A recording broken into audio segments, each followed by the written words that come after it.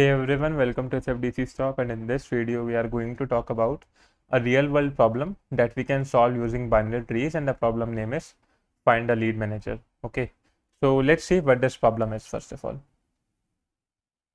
So in this problem we are given a hierarchy of employees like you can see here, okay, and we'll be given the employee ID of any two employees, and we need to find out who is the lead manager for these two employees. Okay, so the main question is that we need to find out the lead manager given the two employee IDs.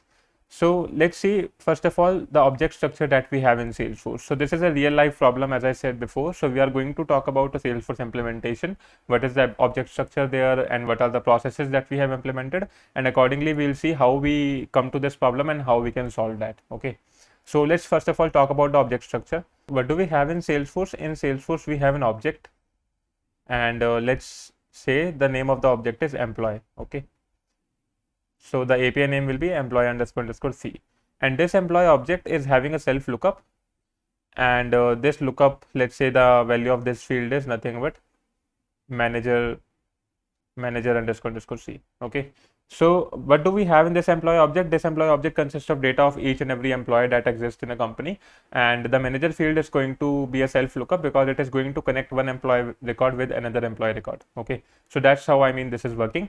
And let's see how the employee records are stored. So for example, we have an employee record E1 which is stored in Salesforce.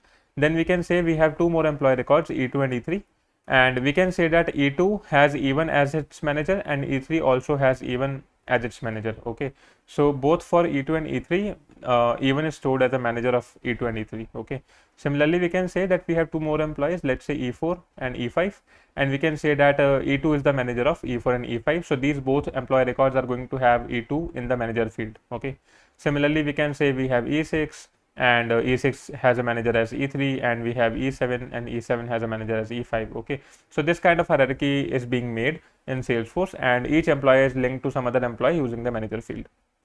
So the thing that we have to notice here is that the employee who is at the top level of hierarchy, he don't have any kind of manager. So in the manager field we are going to have null. Okay, so let's say someone is the CEO of the company, so he doesn't have any manager, so in the manager field we are going to have null. That's why we have a lookup field here.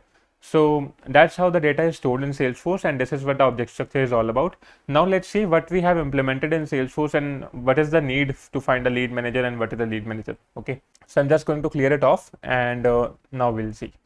So what we have implemented in Salesforce, inside Salesforce we have an approval process. Okay, so what we have an approval process, and this approval process is used by employees internally to connect with some other employee. For example, let's say I'm talking about Arlik, and I'm saying that Arlik needs some time of Gavin to complete a particular task that is given to Arlik. So he needs some time of Gavin. So what Arlik can do, Arlik can use our approval process which is already implemented in Salesforce, and what a general approval process will do, the general approval process will send an approval request to his manager, right? So here we can say that Dinesh is the manager of Arlik, so he'll send an approval request to Dinesh that hey, I want some time of Gavin. Now Dinesh as a manager, what he is going to do, he is going to check that whether Gavin reports to him in any way or not. So what he is going to do, basically he is going to check out all the employees that belongs to the hierarchy below Dinesh. For example, let's say Arlik also has some employees who are reporting to him, and Monica also has some employees who are reporting to her. So Dinesh is going to check all the employees that are under him to check that if Gavin belongs to any one of those employees, so that he can tell Gavin that hey, you need to connect with Arlik. So what Dinesh is going to do, Dinesh is going to check all this, and then Dinesh is going to find out that okay, Gavin doesn't report to me. So what will be the next step of Dinesh? Dinesh is going to reassign the approval request, and he is going to reassign it to his own manager, who is Richard. Okay, now Richard is also going to do the same thing. He is going to check over all the employees that belong to Richard, that is Gavin under those or not.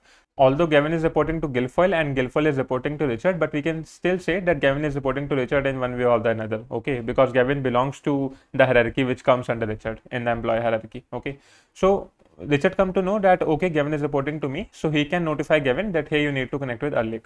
So Richard is going to approve the request, and then Richard is going to notify Gavin. So let's say we have an automation in place inside Salesforce, so that as soon as the request is approved by the manager, it is going to notify the concerned person, and Gavin is going to get a notification that hey, you need to connect with Arlik, and he is going to go and connect with Arlik. So that's how, I mean, the flow is being implemented, that you have a request, you raise a request, and the request goes to your manager, and then it goes to his manager, and so on. And once the request is approved, automatically the other person is being notified, and he can go and help the other person, whoever is in need of help. So what is the issue in this particular approval process? Can you see a problem here? So the problem here is that in case, let's say Alec has some urgency and he needs some help of Kevin, so he's sending a request to his manager. Then Dinesh, if he's available to entertain the request or not, we don't know. But let's say Dinesh come back and then he's checking that, oh, this request doesn't belong to me, so he's escalating that request again. And let's say there is a very long hierarchy. Let's say we have 10, 20 levels in this particular hierarchy. Then Richard is going to check that, okay, this doesn't belong to me, so he's going to, escalate that or reassign it to his manager. Then he's again going to reassign it to his manager. And let's say Alec wants to connect someone in this particular subtree. So we have a tree like this, and Alec wants to connect with some other employee who is in this particular branch in the right hand subtree. Okay, so at the end, this manager is going to approve the request, and then this person is going to connect with Alec. So it is taking so much time, right? Because let's say Alec is connecting with Dinesh, and then Dinesh is sending it to Richard, Richard is sending it to someone else. So it may take a lot of time for the concerned person to reach out the person who is requesting help, and then they can together solve a problem. It may be possible that till the time this person is getting to Alec, the request, the task is already completed. So in order to solve this problem, what solution can you think of that will be useful to solve this problem? What can you think of? I can think of one solution right here, that if we have an opportunity that the request will directly go to the concerned person.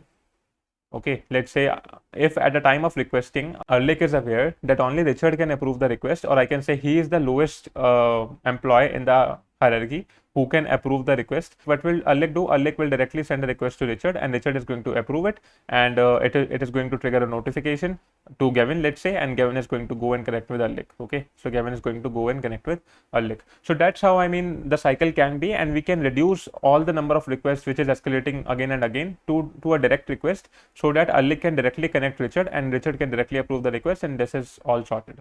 So in this case, we can say that the concerned person or the concerned manager is going to be the lead manager. Okay, so Richard here is going to be the lead manager who is going to approve the request, and he is the lowest employee in the employee hierarchy. We can say that he is the employee who is at the lowest level in the employee hierarchy, who can approve the request for two employees that belongs under him. Right, because Dinesh cannot approve the request, Guilfoyle also cannot approve the request, only Richard can approve the request, right? So he is the lowest node in the subtree, or we can say lowest node in the whole tree, who can approve the request to connect two particular nodes, right? So that's what we have, and this is the main problem statement that we are going to solve. And one more constraint that I want to add on here. So here's a constraint that I want to add on. So the constraint is that each employee can have at max 2 employees that are reporting to him. So I'm adding this for simplicity, that if there are 2 employees, E1, E2, and they are reporting to E3, so this is possible, but we cannot have more than 2 employees reporting to a particular employee. So I'm just adding it for simplicity, so that our solution is pretty simple, that for each employee we can have at max 2 employees that are reporting to him. Although you can extend it to multiple employees as well, but the solution will be the same for even for 2 employees and even for multiple employees as well. There will be just a difference in the data structure, a little bit difference in the data structure that we are implementing. So instead of a binary tree, we'll have an n-array tree, okay, with n childrens. So right now we are learning about binary trees, so I'm just going to add a constraint here, that at maximum you can have 2 employees that are reporting to a particular employee. So at each level, like Guilfoyle is also having 2 employees, Richard is also having 2 employees, Dinesh is also having 2 employees. So at each level we can have only 2 employees that are reporting to a particular employee. So that's how it is, and this is all about the problem statement. You can have a look at the blog to read about the problem statement, and I hope you understood what is the lead manager here. And we are going to implement a method like this in the next video, where we are going to define a method named as get lead manager, and this method is going to accept 2 employee IDs, first employee ID and second employee ID, and using these 2 employee IDs, I'm going to return the lead manager ID. So we'll see how we can get the lead manager ID using the 2 employee IDs in the next tutorial. And I hope you liked this video and you understood what is the problem statement. So this video was particularly to discuss just about the problem statement. In the next video, we are going to see how we can construct a binary tree using the employee IDs.